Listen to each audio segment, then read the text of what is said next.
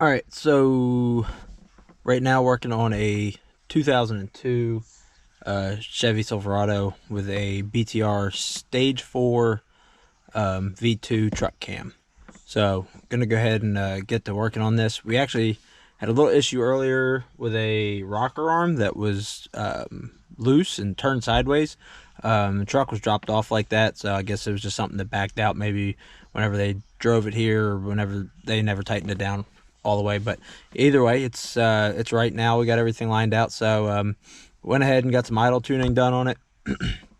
It seems like it's idling pretty good right now, so I'm going to go ahead and start working on the part throttle and then work my way into full throttle tuning.